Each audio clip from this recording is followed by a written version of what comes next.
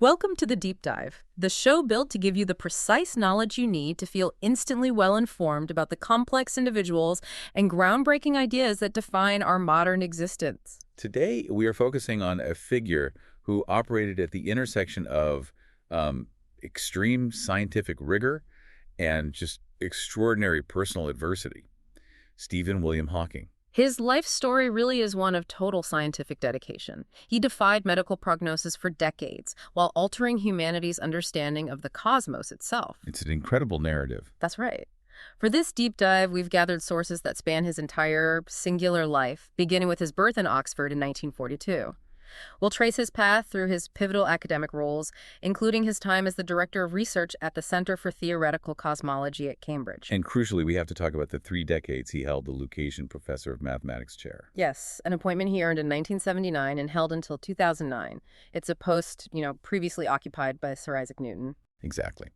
Our mission today is to move beyond the celebrity persona and distill the most important nuggets of knowledge regarding his key technical and philosophical contributions. We want you to understand not just what he discovered, but why those discoveries were so foundational, and the extraordinary personal context that made his work possible. And when we talk about foundational breakthroughs, we are talking about science that, and this isn't an exaggeration, quite literally changed how we understand space and time. Precisely. His legacy rests primarily on 2 pillars.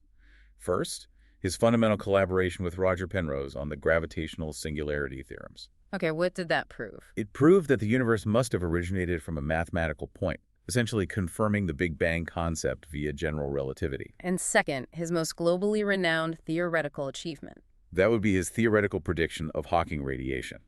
This concept posits that black holes, contrary to their name, are not entirely black. Right, they leak. They slowly emit energy and eventually evaporate. And this prediction was a major breakthrough because it bridged the vast separate worlds of general relativity and quantum mechanics. By the late 1970s, it was already widely accepted by the theoretical physics community. Okay, let's unpack this. We're dealing with a brilliant life story, one that dramatically altered our fundamental view of the universe, all while the man at the center of it navigated a debilitating terminal disease for over 50 years. That combination is truly unique. To begin to understand the source of Hawking's genius, we really need to look at his family background, which was highly academic, but definitely idiosyncratic. It really was. He was born during wartime in Oxford in 1942. His father, Frank, was a respected medical researcher specializing in tropical diseases, and his mother, Isabel, was an Oxford graduate in philosophy, politics, and economics. So an incredibly intellectual household? The environment was steeped in intellectual rigor, but it certainly wasn't one of luxury. The family was noted for being intensely intelligent, highly frugal, and, well, undeniably eccentric. I've read about their house. Yes, they lived in a large but famously cluttered and poorly maintained house. And, of course, the visual that often accompanies their early life is the converted London taxicab they used for family travel. That image just captures their unique priorities, doesn't it? Learning and experience over material comfort. It's such a fascinating stage. It does. And Hawking himself noted that he modeled himself on his father's dedication to scientific research, but he drew a clear line about his own field of study. He rejected medicine or biology. Right, because they seemed too inexact and descriptive. He was looking for something that governed reality at the deepest level, seeking something more fundamental. He found that rigor and foundation in physics. Yet, despite this intellectual heritage, his early academic start was, well, it was rocky. He couldn't read at first. He attended Byron House School in London, and later, humorously, or perhaps pointedly, blamed its progressive methods for him failing to learn to read initially. However, his latent aptitude for mathematics soon surfaced, and it was nurtured especially by his mathematics teacher, de Crontada, at St. Albans School. And this is where we get the first clear glimpse of his unconventional mind and, his inherent ingenuity. In 1958, when he was just 16, he and a group of friends, encouraged by Tada, undertook this massive engineering project. They built a computer, a rudimentary but functional computer. Out of what, exactly? They didn't have access to modern parts, obviously, so they scavenged. They used clock parts, an old telephone switchboard, and what other recycled components they could find.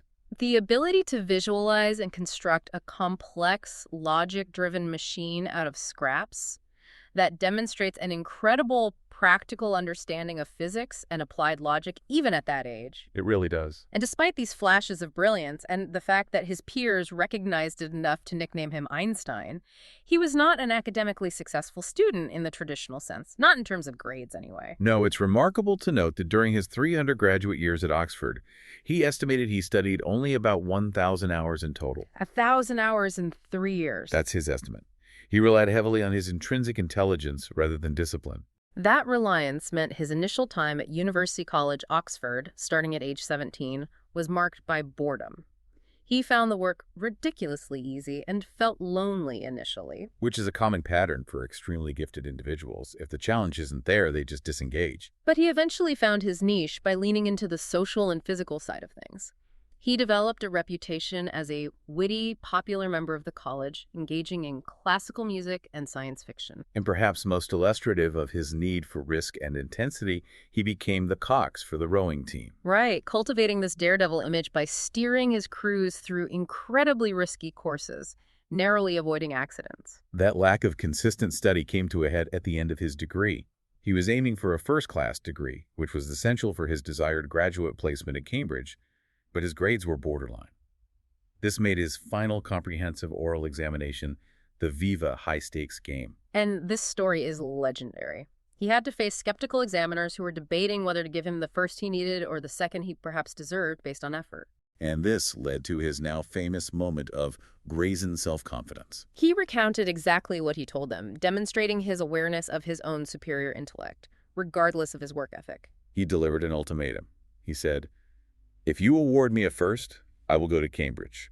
If I receive a second, I shall stay in Oxford, so I expect you will give me a first." The audacity is just incredible. It is. The examiners, recognizing they were facing a rare intellect and perhaps preferring not to retain him as a perpetually bored and underperforming graduate student, they awarded him the first-class degree. It was a successful gamble that paved his way to Trinity Hall, Cambridge, for his graduate work in late 1962. But that success quickly gave way to a crisis. Just a few months after arriving at Cambridge in 1963, at the age of 21, he received the diagnosis that would define the rest of his existence. He had an early-onset, slow-progressing form of motor neuron disease, MND, also known as ALS. And the initial prognosis was utterly devastating. Doctors predicted he had only about 2 years to live. It is entirely understandable that he fell into a deep depression, convinced his life and his intellectual ambitions were already over. You have to acknowledge the immense emotional and physical trauma that this kind of diagnosis brings. Absolutely. It is impossible to overstate the initial despair. Yet, it was this tragedy that ironically provided the crucible for his scientific drive. He had this profound reflection on it later, didn't he? He did. He stated, "Before I got motor neuron disease, I was bored with life. But the prospect of an early death made me realize life was really worth living." It was an immediate, critical perspective shift, that sense of limited time suddenly injecting urgency and purpose into his work. And this sense of purpose was anchored in his personal life by Jane Wilde. His engagement to her in 1964 provided, in his own words, something to live for. So that commitment to continue his studies and his life, despite the imminent threat of mortality, marked the beginning of his transformation. From a brilliant but unmotivated student into the scientific force we remember. And that urgency, spurred by the diagnosis, it quickly translated into scientific output. His formal scientific career truly commenced in 1966 when his PhD thesis, Properties of Expanding Universes, was approved. This work firmly placed him in the rapidly developing field of general relativity and cosmology. The central debate at the time was over the universe's origin, right? The Big Bang versus the steady state theory. Exactly. Was there a definitive start, or was the universe eternal with continuous creation? Hawking's work was aimed squarely at mathematically cementing the Big Bang. And he did this by collaborating with Roger Penrose, who had already established a foundational theorem regarding black holes. Yes, Penrose had shown that matter collapsing past a certain point under general relativity would inevitably lead to a space-time singularity, a point of infinite density. So Hawking's profound insight was to run the film backwards? Essentially, yes. To reverse that logic and apply it to the entire universe. If the universe is expanding, as observations suggested, then running time backward must lead to that exact same singularity. And this synthesis resulted in monumental work. He and Penrose published their landmark proof in 1970. A proof which concluded that if the universe adhered to general relativity, and fit the established Friedman cosmological models, which describe a homogeneous, isotropic, expanding universe, then it must have originated as a singularity. This finding was foundational. Absolutely. It mathematically demonstrated that there must have been a beginning, a moment, when general relativity breaks down. This work instantly established Hawking as a leading cosmological figure. So having helped establish the singularity of the universe, he then turned his focus to the singularities inside black holes. Right. This led to his work with James Bardeen and Brandon Carter in the early 1970s, establishing the 4 laws of black hole mechanics. What they were essentially doing was drawing an analogy Between the behavior of black holes and the established laws of classical thermodynamics. This effort also led to the articulation of the no-hair theorem. Now, this is the concept I find fascinating. It is conceptually fascinating. It states that once a black hole has formed and settled down, it is completely defined by only 3 measurable external properties: its mass, its electrical charge, and its rotation. And any details about the material that collapsed to form it, the so-called hair, are considered lost behind the event horizon. Gone forever. But this analogy immediately sparked a critical intellectual tension with the physicist Jacob Bekenstein, a graduate student of John Wheeler. Who suggested the link wasn't just an analogy. He suggested it should be taken literally. Bekenstein proposed that if the area of the event horizon, which never decreases according to Hawking's laws, was analogous to entropy, then a black hole must literally possess entropy. And entropy is a measure of disorder or, crucially, information. Right. But if a black hole has entropy, it must also have a temperature. And if it has a temperature, it must emit radiation. Which was a radical idea because according to classical general relativity, a black hole should be perfectly black. Nothing should escape. Exactly. This intellectual challenge directly spurred Hawking's next set of calculations. This leads us to the critical breakthrough of 1974, the theoretical prediction of Hawking radiation. His initial calculations, which were prompted by discussions in Moscow, were actually aimed at proving Bekenstein wrong. However, the mathematics surprised him. The results contradicted his own previously postulated second law, the one stating that event horizons could never shrink. Here's where it gets really interesting. What he discovered, using the principles of quantum field theory near the event horizon, was that black holes actually emit radiation. So how does this happen? It requires diving into the quantum realm, specifically the concept of virtual particles. In the vacuum of space, particle-antiparticle pairs constantly pop into existence and immediately annihilate each other. These are virtual pairs because they only exist for a fleeting moment. Right. But what happens when one of those pairs pops into existence right at the edge of a black hole's event horizon? The gravitational pull is so immense That sometimes one of the particles, so the antiparticle, falls into the black hole, and the other particle, the regular particle, escapes. Because the escaping particle cannot annihilate its partner, it appears to be emitted from the black hole itself. And that escaping particle carries energy away. That energy is the Hawking radiation. Precisely. The profound implication is that the black hole is losing mass and energy over time due to this quantum effect. It slowly evaporates. So this links general relativity gravity and the black hole with quantum mechanics with virtual particles, which was the holy grail of physics then and now. This discovery, announced in 1974, fundamentally redefined black holes from eternal prisons into finite objects with a lifespan. While the radiation is too weak to observe from astrophysical black holes today, the underlying theory was so elegant and necessary for consistency that it was widely accepted as a major theoretical breakthrough by the end of the decade. And the scientific community reacted swiftly. Just weeks after the announcement, Hawking was elected a Fellow of the Royal Society, FRS, making him one of the youngest fellows in history. That achievement speaks volumes about the immediate perceived magnitude of his work. That same period also solidified his reputation for intellectual engagement and sometimes these mischievous wagers. Yes, his long-standing intellectual sparring partner was the American physicist Kip Thorne. Their first major bet, established long before 1990, concerned the X-ray source Cygnus X1. Was it definitively a black hole? Hawking bet against it. He famously lost that bet in 1990. But he later characterized it as an insurance policy. An insurance policy. He said that by betting against black holes existing, he had protected himself emotionally. If they turned out not to exist, he would have won the bet, securing a consolation prize. If they did exist, his life's work would be validated. So what did he have to pay up? He paid Thorne a 1-year subscription to Private Eye magazine. These friendly, high-stakes intellectual contests continued throughout his career, most notably evolving into what became known as the Black Hole War, focusing on the information paradox, which I'm sure we'll discuss later. And amidst these groundbreaking discoveries, his career trajectory ascended rapidly. He was appointed reader in gravitational physics at Cambridge in 1975. And then in 1979, he was elected to the Lucasian Chair of Mathematics. To hold a post previously occupied by Newton at the age of 37, while already severely disabled, is arguably the highest academic honor available in the UK. As he settled into the Lucasian Chair, his approach to physics, it subtly shifted. He became increasingly confident in relying on his intellectual intuition to drive hypotheses, even if the math wasn't immediately ironclad. This led to his famous quote to Kip Thorne. "I would rather be right than rigorous."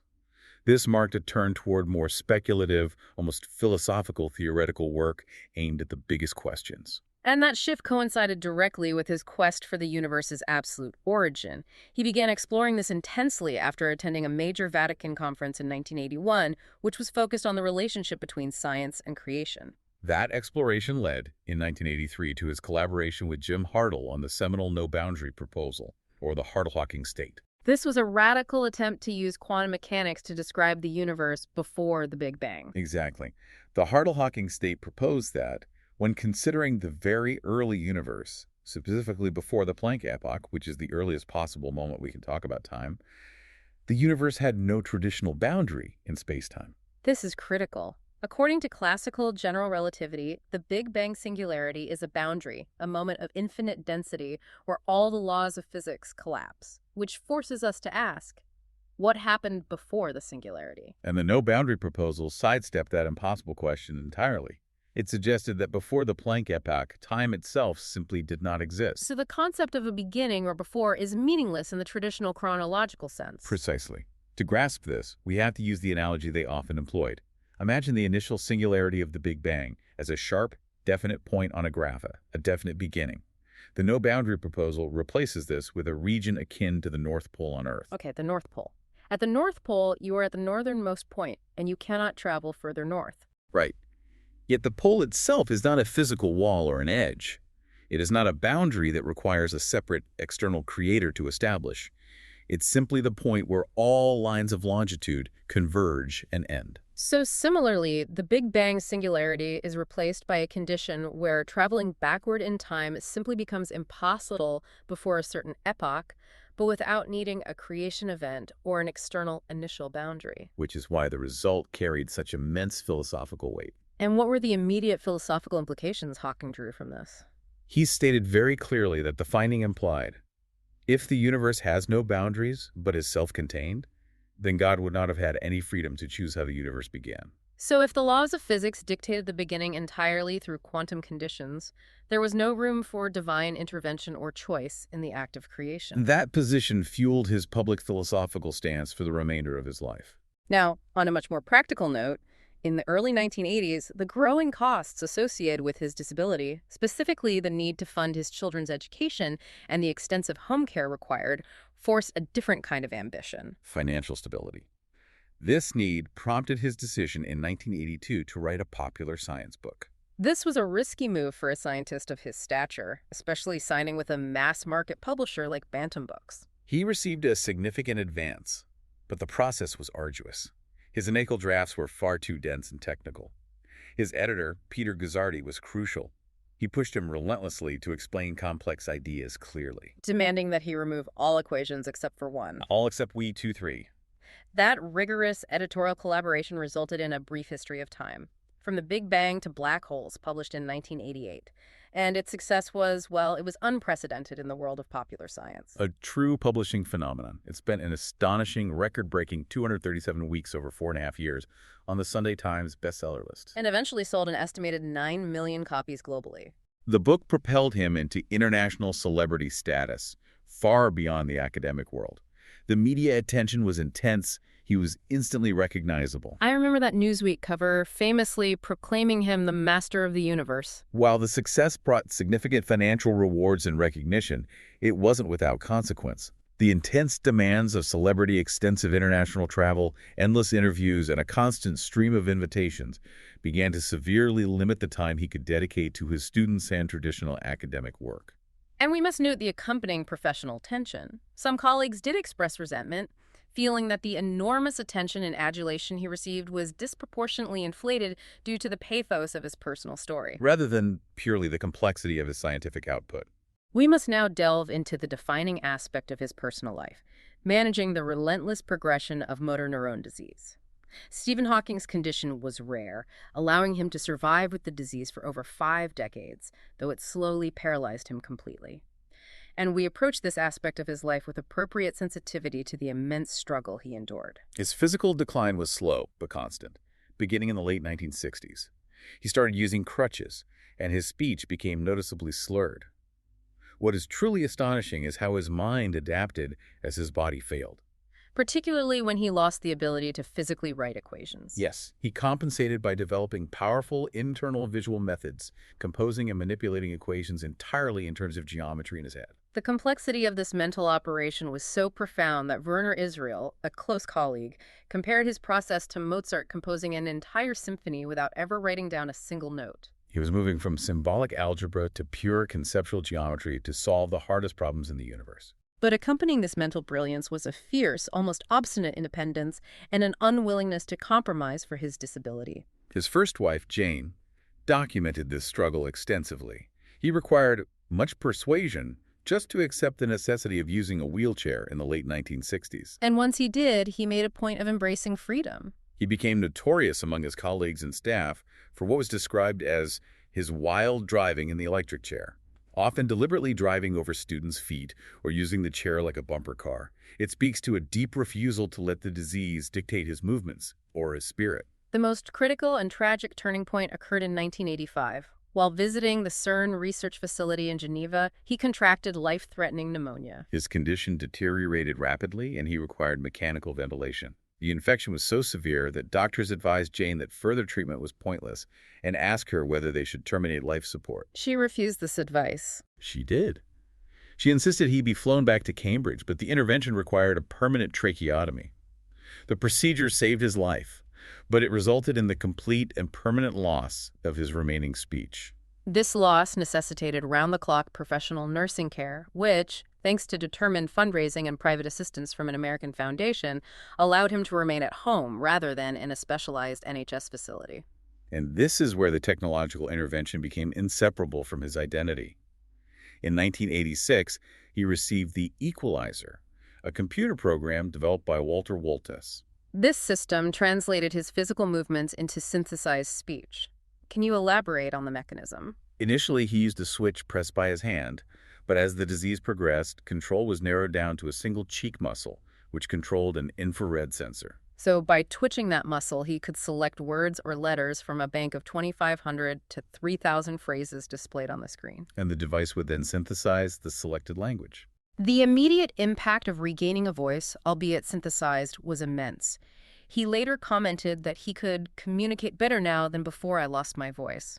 He felt he could construct perfectly phrased, precise sentences without the slurred impediments of his natural voice. Interestingly, he retained the original American accent of the voice synthesizer for the rest of his life, identifying strongly with that unique electronic persona. However, the disease continued its relentless march.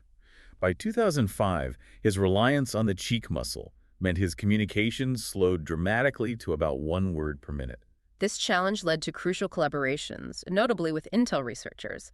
They developed advanced predictive text software similar to modern smartphone keyboards, but specifically trained on his vast corpus of written work. To anticipate his next word choices and speed up the communication process as much as possible. Now, regarding his personal life, we must acknowledge the immense strain his condition and subsequent celebrity placed on those closest to him.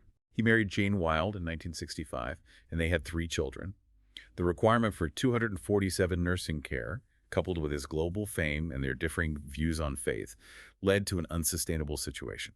The strain resulted in his departure from the family home and his divorce from Jane in 1995. That same year, he married Elaine Mason, one of his nurses. And during that second marriage, there were several years, particularly in the early 2000s, where both family members and staff expressed deep concern that he might be suffering physical abuse. Police investigations were initiated multiple times, but they were eventually closed. Because Hawking himself refused to make any formal complaint or cooperate, insisting he simply suffered frequent falls due to his condition. Following his quiet divorce from Mason in 2006, he thankfully resumed closer relationships with his first family. In the 1990s, he somewhat reluctantly accepted the role of a disability role model. He participated in fundraising efforts, signed the Charter for the Third Millennium on Disability. And his narration for the Enlightenment segment of the 2012 Summer Paralympics opening ceremony was incredibly moving. It was. Yet, as you mentioned, there was a palpable ambivalence. He desperately wished to be viewed purely as a scientist and to detach his intellectual identity from his illness. Which sometimes drew criticism from advocates who felt he wasn't doing enough for the broader disability cause. However, many felt that simply continuing his work at the highest possible intellectual level, despite the monumental physical challenges, served as an extraordinary, ongoing inspiration globally. Moving into his later scientific career, what is perhaps most endearing about a scientist of his stature is his willingness to publicly admit when he was wrong. Demonstrating a commitment to empirical truth over ego. And this is clearly seen in two very famous scientific concessions. The first, and perhaps most dramatic, relates back to the black hole war and the information paradox. As we discussed earlier, Hawking radiation suggests black holes evaporate. The paradox arose from Hawking's earlier conclusion in the 1980s that when a black hole evaporates, the information about the matter that created it is irretrievably lost. Which violates one of the most fundamental rules of quantum mechanics. Information can never be truly destroyed. It can be scrambled, but it must be recoverable in principle. So that theoretical conflict, general relativity suggesting information loss, quantum mechanics demanding preservation, that is the information paradox. Exactly. This tension led to the famous 1997 public bet with Kip Thorne and John Preskill, where Hawking bet that information loss was absolute. He maintained that stance for years, but in 2004, he publicly conceded the bet, confirming that information must escape. He called the alleged information loss his biggest blunder in 2014. His proposed solution, published in 2005, involved looking at alternative histories of the universe. Suggesting the information is somehow encoded on the boundary of the black hole, the event horizon, and is preserved in a form of chaotic firewall or soft hair. The second major concession concerned particle physics, specifically the Higgs boson. He had emphatically argued and bet against its existence, frequently engaging in heated public debates with Peter Higgs himself. After the particle's definitive discovery at CERN in 2012, which confirmed the standard model of particle physics, Hawking immediately conceded. He did, stating that Peter Higgs thoroughly deserved the Nobel Prize, which he received the following year. It shows that even a mind as brilliant as Hawking's was prepared to follow the evidence wherever it led, regardless of his prior commitments. In terms of new theoretical work during this late period, starting around 2006, he collaborated significantly with Thomas Hertog and Jim Hartle on the theory of top-down cosmology. This work was essentially the next iteration of the no-boundary proposal.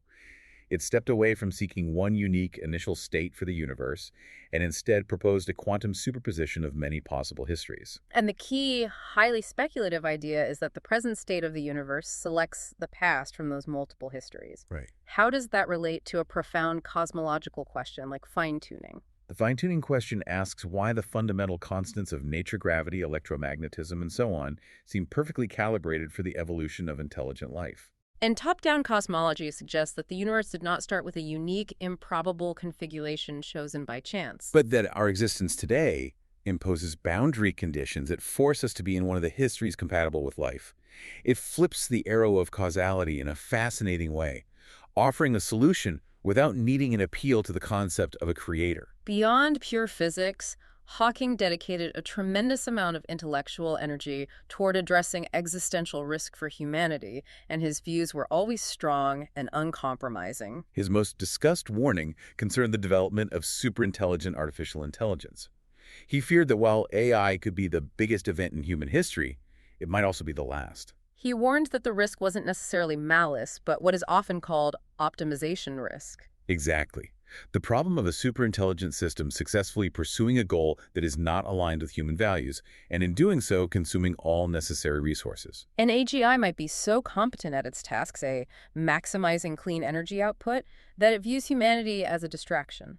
Or an inefficient use of planetary resources, leading to our accidental demise. He stressed that humanity needs to ensure that the competence of AI remains aligned with human goals. He also warned of the necessity of wealth redistribution to manage the inevitable economic inequality created by machines replacing human labor. And he believed that life on Earth faces numerous existential risks, from nuclear conflict to engineered viruses and, critically, climate change. This led to his strong advocacy for spaceflight. He viewed space colonization of additional planets as necessary for the long-term survival of the species. Stating that a single planet-wide disaster is almost inevitable within the next 1,000 years, and that our only insurance policy is to establish self-sustaining colonies elsewhere before then. And perhaps the most paradoxical view from a man who spent his life studying the cosmos was his strong advice against seeking contact with extraterrestrial life. He warned that if highly intelligent aliens were to visit Earth, the outcome might be similar to when Christopher Columbus landed in America, which he noted didn't turn out well for the Native Americans. His logic was clear. Any species capable of interstellar travel would likely be vastly more powerful and technologically advanced than us. And they might not necessarily view our survival as a priority. Shifting to philosophy and religion in 2011, Hawking made the controversial statement that philosophy is dead, Arguing that modern philosophers had failed to keep pace with the massive advancements in modern science, leaving the important questions of existence and knowledge solely in the hands of physicists. This aggressive stance was deeply rooted in his lifelong and very public atheism, while he had used the term God metaphorically in a brief history of time. In the famous concluding phrase about possibly knowing the mind of God, yes. He later felt compelled to clarify that metaphorical usage. How did he clarify his meaning? He explained that knowing the mind of God meant knowing everything that God would know if there were a God, which there isn't. He consistently maintained that the concept of an afterlife was a fairy story for people afraid of the dark, believing the human brain simply ceases to function when its physical components fail. His final statement on the matter was definitive. No one created the universe, and no one directs our fate. Despite the profound scientific gravity of his work and the extreme personal difficulties he endured, Stephen Hawking became a beloved figure in popular culture. Reaching an audience far wider than almost any theoretical physicist before him, he transitioned into a genuine pop culture icon. His wide-ranging reach was remarkable. He appeared, for instance, in Star Trek: The Next Generation, playing a holographic version of himself. In a game of poker with historical greats like Sir Isaac Newton and Albert Einstein. His distinctive, copyrighted synthesized voice was featured in the Pink Floyd song Keep Talking, and he guest starred in animated classics like The Simpsons and live-action comedies like The Big Bang Theory. And his life story itself was adapted into major biographical works, most notably the 2014 film The Theory of Everything, where Eddie Redmayne played him in an Oscar-winning performance. Crucially, the film utilized Hawking's actual copyrighted voice, making his presence deeply authentic. Politically, he held strong, progressive viewpoints and was a consistent supporter of the Labor Party. He was a vocal campaigner for nuclear disarmament, fully supported stem cell research, and was an ardent advocate for universal health care. And internationally, he was highly critical of conflicts, notably calling the 2003 invasion of Iraq a war crime. On the crucial issue of the UK National Health Service, his support was exceptionally passionate and personal. He emphasized repeatedly that he simply could not have survived into his 70s without the extraordinary dedication and services provided by the NHS. His concern over the future of the NHS was profound. He feared privatization, warning that extracting profit from the system would inevitably make healthcare more expensive and inadequate. And he openly criticized the government for cutting funding and undermining staff morale, believing that the public structure was essential for everyone, especially those with long-term, expensive conditions like his own. Furthermore, in 2016 and 2017, he became a prominent, outspoken critic of climate denialism, targeting Donald Trump's policies in particular. He offered a stark, vivid warning about environmental stewardship. He stated that the reversal of climate protections could cause environmental damage so severe that it would ultimately turn Earth into a Venus-like planet, with atmospheric temperatures rising to 250 degrees Celsius and raining sulfuric acid.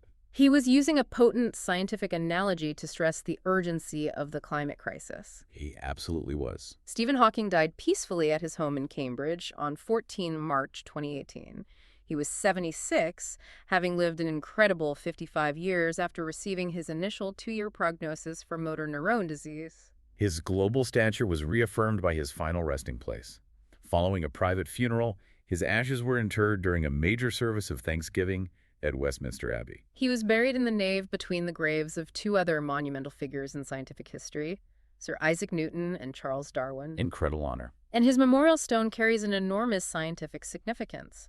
Inscribed upon it are the words, "Here lies what was mortal" of Stephen Hawking, 1942-2018, alongside his most famed equation. The Bekenstein-Hawking entropy formula. That formula, as you correctly point out, is far more than just a piece of math. It is the ultimate expression of his unifying ambition. It relates the entropy of a black hole to the area of its event horizon. By establishing this relationship, he effectively linked concepts from general relativity, quantum mechanics, and classical thermodynamics into a single, elegant framework. And specifically, he confirmed and established the constant of proportionality, the fraction 1/4 in the formula, which Jacob Bekenstein had previously conjectured. That final resting place, nestled between the giants of classical mechanics and evolutionary biology, with his formula inscribed above, perfectly encapsulates his legacy. A physicist who used the power of his mind alone to find the deep connections underlying reality, pushing the boundaries of what was mathematically or physically possible. A profound narrative of intellectual triumph over physical limits. We have completed this extensive exploration of Stephen Hawking's life, tracing his trajectory from an unmotivated Oxford student given 2 years to live to a global scientific celebrity. Who used technology to speak one word a minute, yet still managed to unify the concepts of cosmology and quantum mechanics through sheer intellect. So what does this all mean for us today? We've looked closely at the life of a man who wrote bestsellers and challenged the fundamental laws of the universe, Proving that relentless intellectual curiosity and determination can be a force unto itself, defining identity far more powerfully than any physical ailment. and even after his death, his influence continues. His final research studies, published posthumously, such as the paper discussing a smooth exit from eternal inflation and black hole entropy and soft hair, They confirm that his quest to understand the universe's origin and fate continued right up until the very end. considering his advice that we must urgently colonize space to ensure humanity's survival and that the unchecked acceleration of artificial intelligence is an existential threat, the sheer depth of his concern for our long-term future on Earth is striking. And it remains a powerful call for global scientific and political responsibility. If the Bekenstein-Hawking entropy formula mathematically links gravity, quantum theory, and thermodynamics, does this mathematical unity not powerfully suggest a single fundamental structure to reality that transcends even the human definitions of existence and time? Something for you to ponder as you continue your own journey of exploration and intellectual discovery. Thank you for joining us for this deep dive.